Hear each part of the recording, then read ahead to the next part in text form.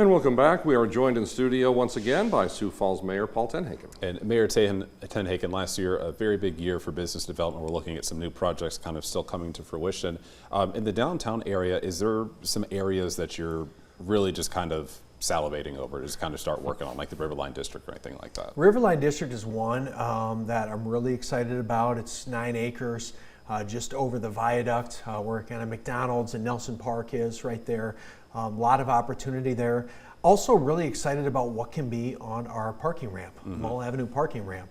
I was talking about that with someone off air, what's happening with that ramp. Well, the fact of the matter is a lot of interest from developers in that ramp, but getting financing right now in this climate, interest rates, there's a lot of people just saying, oh, I'm maybe going to wait for a year or two, see what happens in the White House, see what happens with interest rates. Is this recession really going to be as bad as some say it might be? So there's a little bit of trepidation on those large projects right now, but still very bullish on both Riverline and what's going to happen on that ramp. You know, South Dakota has one of the lowest unemployment rates in the nation.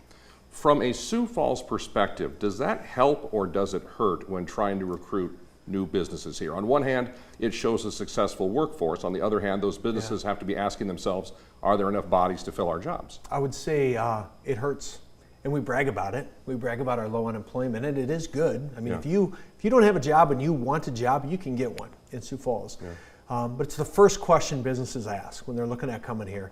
They don't ask about housing, quality of life. They don't ask about our airport. They ask, what's your workforce like? Where am I going to be able to fill 300, 400, 500 jobs when you only have 1.7% unemployment in Sioux Falls? So it's a very real issue, very real concern. I think the pandemic also put a lot of people who were in our workforce, they still live in Sioux Falls, but now they work remote for a company out of California or out of Denmark or Florida. So they left their job here and realized I can do this work for any country or any business around the country. And so that's also contributed, I think, to a lower unemployment locally. I knew we wouldn't have quite enough time, but we'll still ask this anyways. Towards the end of your term, the Veterans Parkway, that interchange ideally should be pretty close to connected. And we mentioned the Riverline District and some of the future projects. Is that one of the ones that you'll look back on and say this for sure is a big one getting done, or maybe the top priority getting done? Probably one of the biggest infrastructure projects. Veterans Parkway South connecting T all the way to Brandon is going to connect Brandon, T, Harrisburg. We're going to be a true MSA. And as corny as it sounds, man, wastewater treatment plant, our big sewer plant expansion. Not exciting, not sexy, but just critical infrastructure for the next decades of our city. Because if you don't have that in place and you are still dealing with the growth that we're seeing, there's a real problem. Doesn't matter. Houses can't be built, businesses can't come. After they ask about workforce, second thing they ask about, what's your sewer capacity? Can you support our sewer needs and wastewater needs?